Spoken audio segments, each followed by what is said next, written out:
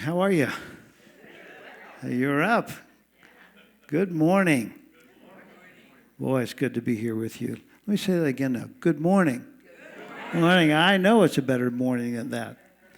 You know, Nancy and I have been trying to be here with you for, I don't know, maybe a year to come and speak for one thing. And last time we were here, it snowed above the 2,500 foot level, which is where the board lived, and they decided we can't get down off the mountain. So we canceled church. Seemed like the appropriate thing to do. But we've been actually literally trying to move here for probably a year or so, and that hasn't happened yet. So after the service, while we're sitting down eating, some of you need to come by and whisper in our ears, what do we have to do so that we can eventually come and live here in this beautiful place. And I won't be speaking to you. I'll be out in the audience where I belong and just have a good time with you all and help and support this wonderful ministry and unity up here in the mountains. So it really is a great delight and honor for us to be here. And things have changed since we were here.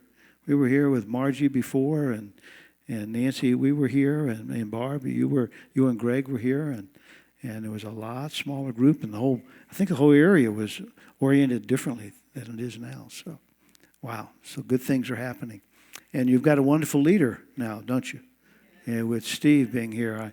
I wish he was here so I could kind of talk about him in front of him, but he's off at the beach or something, so we'll just let him do what he's here to do. Well, let's talk about never enough, or what's the name of my lesson? Oh, more than enough. More than enough, that's it. Yeah, that's right. It's a long story. It's a private joke between the two of us. We'll tell you about it later. No, we won't. No, we will not be telling you about that. Okay. Well, once upon a time, in a galaxy quite near, there was a spiritual community on the shores of Peace Lake. And every summer, the rains would come, and the water table would rise, and the toilets in the church would overflow. And the new minister was told, don't be concerned. It happens every summer. But your restroom is farthest away, so don't be concerned. Well, I was concerned. And it happens every year. I thought to myself, I don't think so. And so in very short order, we had that problem fixed. We had moved eventually into another building on the campus, and the rains came again. We were in this other building, but the roof leaked. And I could see it in the eyes of the people. It's going to take a long time to raise the money to fix that roof. And I thought to myself, I don't think so. So I stood up on Sunday morning and I had a microphone in my hand, like I have here, and I had an umbrella in my other hand. And I said, it's going to be hard to do a Sunday lesson to gesture because I've got a microphone in one hand and I've got an umbrella in the other hand. And I could see in the eyes of the people that there wasn't enough. There's not enough. And more tragically, I could see in their eyes that they were not enough. There was this belief, we're not enough. And I thought, I don't think so. And Margie, you'll remember this. I think you were the treasurer of the church at that time. In 10 days, we had the money to fix that roof in 10 days. And so, there are these lies that we believe, that there's not enough, or that we're not enough. And what's the truth? There's more than enough. That we're more than enough. People of Unity of Fort Myers, they were more than enough. You're more than enough. I'm more than enough. We are more than enough. That's the truth. But somebody has to stand up at some point and say, I don't think so. You want to say that with me? I don't think so. Now, that's a denial. You just can't say it, I don't think so. You got to get your attitude on when you say that. It's got to be, I don't think so. See the face, You want to say that again with me? Get your face on, get your attitude up. Ready? I don't think so. No, I don't think so. Prosperity is a mystery for many of us. We have this belief, this hope that God will fulfill and provide for our needs. I don't think so. That's not the way the universe works. That's not the way God has conceived the universe. Because if God fulfilled needs, as soon as a need rose up, it would be dealt with. Joel Goldsmith's got it right. He said, for what God can do, God is doing. Always doing it. Doesn't take Sunday off. Whatever God does, God is always doing it. How long have we as a race of beings longed for peace on our planet? Thousands of years we prayed for peace, and we do not have it because it's not the way the universe works. Doesn't mean that needs can't be fulfilled, but God doesn't fulfill them. It's not the way it works. God is, if I was you now, I'd be thinking, well, what is it that God is doing? That's what I want to know. And you can answer the word or question of what God is doing in one word. You know what that word is? Some of you here in this room should know because you've heard me say it. I'm not putting any pressure on you or anything. And I know Nancy knows. Why don't we go to Nancy? She's the go-to person. What is God doing? God is being. God is being our source. What else would you want? God is being wisdom, being love, being strength. God has done for you everything that God can do. The question is, and you may not like it, what are you doing? That's the question. Because the truth is that it requires a partnership with God and us, a co-creatorship.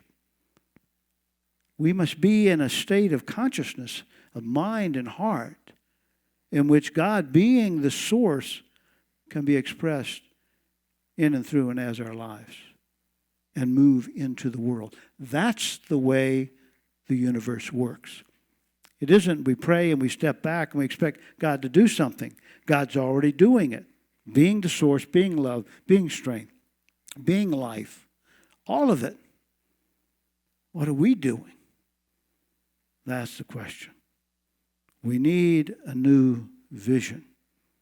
Jesus with his disciples, and I think it's wintertime.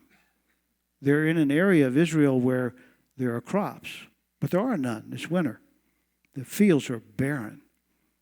But Jesus with his disciples, he sweeps his hands across the fields and horizon, and he says, behold, the fields are white unto harvest. And they didn't suddenly spring up with a harvest. It's what he could see. It was the possibilities. It was the vision. We need a new vision. We need to know the way the universe works and work with it. Because when we believe there's not enough, what do? We hold on to what we have, don't we? We hoard what we have. What feeling do we have? Fear. What do we fear? We fear tomorrow because there's not enough. That's what happens when we believe there's not enough. When we believe we're not enough, what do? Not much. Little. We complain a lot, but we do little. And we tend to judge by appearances. Let me give you an example. Who deserves this $50 bill? Who deserves it? See, Beverly, your hand may have gone up here. Is it Beverly, right? Yes. Come on up here. Let's take a look at this. Is that a real $50 bill? It looks like Grant on there, right? Let me get it back here. Wait. Well, there it is. That's your $50 bill. No, you bet. There you go. Please be seated. Aren't you glad you came to church today? Okay, well, let's talk about this. First thing, I said, who deserves the $50 bill? Question, why wasn't everybody's hand up? Why not? Because how will you ever experience the riches of the kingdom of God if you don't deserve $50? And some of you realize that I could have had my arm propped up here and your hand would have never gone up. And that's a point of growth for you, whether you feel deserving or not. Second question, who demonstrated $50? Did Beverly demonstrate $50? That's the mainstream of unity thought, new thought. That you demonstrate something when you get something. You get $50. You get healed. You get a new house. You get a new car. Get yourself in a relationship. You demonstrate it. That's the mainstream of unity thought. To which I say, I don't think so. I don't think you demonstrate when you get something. I think you demonstrate when you give something. And so Beverly didn't demonstrate $50. I demonstrated $50. That's what happened here. Understand? That's my third question. Was lack created here? By giving $50, did I create lack in my life? No. Well, that's the way it appears. I mean, I have had $50. I don't have it anymore. I walked in here today with certain assets, including that $50 bill, and I now have less than I did. Is that the way it works? Is that the way the universe works? It doesn't work that way. But that's the way it appears. And Jesus said, don't judge by appearances. But the truth is, many people do. They hold on, they don't give because they believe that giving actually creates lack. That's what they believe. Just so happens, it's not true. So, what really happened here? And you don't get to leave here until you figure this out. What happened here? What did I do? Any farmers here? Any gardeners? So what did I do? I planted a seed. That's exactly what happened. And the way God's universe works is that from one tiny seed, something incredible can happen. That's the way it's devised. I once, and this is hard to do, and I won't do it again, I counted the kernels of corn in an ear. That's hard keeping track of them, I'm telling you. I had just a little one, 240. And here's the way it works. Those of you that are farmers, you know, you plant one seed, you get 2 ears. So roughly 480. That's an incredible abundance. Not 100%. I don't know what it is, 1 trillion percent. It's enormous. That's the way it is. I plant seeds nearly every day of my life because I work with something that we have in Unity called a prosperity bank. little bank. Actually, mine's a big one. It's like a Winnebago. It's at home. I didn't bring it on the trip because we're in a trailer traveling the country. Coins would be all over the place. But nearly every day, I take a coin and I bless it and I give it. Every day, I'm giving. And what that does is it creates a consciousness in me. You see, prosperity's it's not a line. It's a circle. It's not a lake that you go to with your cup and dip in and drink from. It is, as we sang today, it is a river. Prosperity is a river. It flows through you. But here's the thing, and this is where our responsibility comes in. We have to initiate the flow. How do we do that? Giving. That's how we initiate the flow. And then the hand is open. You know, look at this fist, this hand. What can it do? It can strike, it can pound, it can be shaken at the heavens, but it cannot give and it cannot receive. This one, it can give and it can receive. And so, just remember that state of consciousness I'm talking about. God's being the source, being love, being strength, all of it. We must initiate something. We must start the river flowing. State of consciousness in us where God being all that God is then flows into our lives. That's the way it works. The happiest I've ever been in my life has been when I have given. Let me give you two examples. They are profoundly different and profoundly the same. First one. It happened years ago. We were on vacation. We were at Litchfield Beach in South Carolina, and it was raining. So, being good Americans, we headed for the mall. So, off to the mall we went, and I was wandering around in a sporting goods store. I like sports. So, there was a kid there, about 9, 10 years old. He was taking these crumpled dollar bills out of his pocket and coins, and he was laying them all over the counter. He was buying a soccer ball. And so he had all these coins. He'd been saving for a while, obviously, and he doesn't have enough money. He's miscalculated the price. The price went up, or tax. He didn't have enough money. Just missing it by a little bit. And I reached in my wallet. I took out a dollar bill.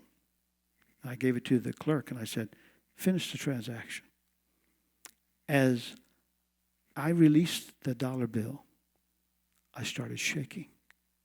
I was so filled with joy that my body was shaking. I once did a Sunday lesson called Trembling in God's Presence. I mean, I have chills now just thinking about it. And so, I was off wandering around the store, and the kid finished the transaction, and he ran by me. And when he got right next to me, he said, thanks. Yeah. And then he was gone. To this day, I wonder, was that a real boy? Was that an angel I was entertaining unawares? I had an opportunity to do something, and wow, did it teach me. A simple act of a dollar bill. And I was so filled with joy, my body was shaking. That's one example.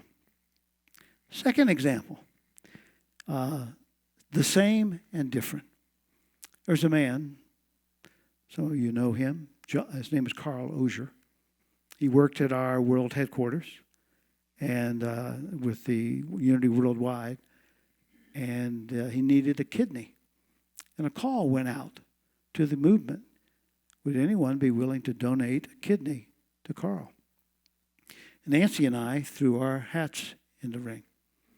And we live fairly close by, and there's some amazing stories associated with this. I can tell you while we're eating a meal or something. But I was picked. And so they were doing the blood test and the urine test and all those kind of things. And so it was looking more and more like this was actually going to come to be. And I was so filled with joy. I was bouncing off the walls of the house. And Nancy was saying to me, "What is wrong with you? What is wrong with you?" And I said, "I'm just so filled with joy." And look at the contrast between the two things. One is a dollar bill, the other is a body part. That's different, huh? But the feeling was the same. The feeling was the same. And let me tell you what happened to me in the hospital. I'd been there a day or so. I had a dream. And in the dream, there was like a vortex of light, sort of like one of those Stargate things. You remember seeing those? This vortex of light. And in the dream, I was horizontal, floating. And I floated into that vortex of light. And I popped through on the other side. I was here on earth, but everything was aglow with light. And everything was interconnected. Everything was alive. It was all one. And I heard this voice say, "Love makes all this possible." And then, poof, it was gone. It was gone. Amazing. I don't even know why I told you that. It's not part of the lesson. But there it is. So, you got time for one more thing? It's called radical generosity. And Margie and Greg and Barb, Nancy, you know about radical generosity. When we went to build a new church home in Fort Myers, we were told by our consultant we could raise $600,000. Well, we decided, the minimum that we need is $1.5 million. And it ended up being 2.1. But when I told our consultant that we've set our goal at $1.5 million at that time, he said, you will fail. You just can't do this. One of our licensed teachers, she's from North Carolina, has got a great Southern accent. She said to our consultant, "You don't know unity." Turned out to be the case because we started engaging in something called radical generosity. And what happens with radical generosity is you begin to push in to where your ego begins to push back. And your ego says, or you say, "I'm going to give this much." And your ego says, "I don't think so." If you do that, you're going to create lack in your life. You're not going to be able to have the retirement you want to have. There's not enough. You're not enough to do something like that. That's too bold. Nancy and I were attending meetings. We attended 17 of them, I think, with members of the congregation. It was very inspirational meetings talking about the whole project and legacy of love and different things that were going on. And after every one, I'd say to her, "Well, what are we going to give? I'm the leader. We're the leader. We must give. People won't know what we've given number-wise, but we must do this." So Nancy would give a number, and that number just kept rising. It rose 10 times from what it was initially. But what you do is you push until that ego pushes back, and that's what you want. You want the ego to begin to tremble, to say, "No, this just can't be done." That's when you're on the precipice of a breakthrough. That's a defining moment in your life. One more step, and you're going to be in a state of mind and heart you have never been in your life. And see, Jesus said this. He said, "Blessed are you when men revile and persecute you for my name's sake," for the sake of spiritual growth, the expression of the Christ. So you could think of those as men of the earth, and in some instances it is, but metaphysically, where are the men? Where's the persecution taking place? It's here. And so in every breakthrough in your life, everything, you will feel that pushback. You should look for it. Because when you get to that edge, that lower self of yours is going to say, "No, you can't do this. You can't forgive that person. You can't be healed. Look what the doctor said. You're going to be right there, and you must take one more step. And when you take that one more step, you break forth into another consciousness. You will never go back. You will be in a state of mind and heart that you have never been in before in your life. There will be more than enough. You will know that you are more than enough. And so of all the things that I've said to you today, don't you dare say to me, I don't think so. Don't say that. Go forth from this place today knowing that there's more than enough. That you are more than enough. And so it is. Amen. Is that not true? Thank you. Thank you. Thank you very much. And now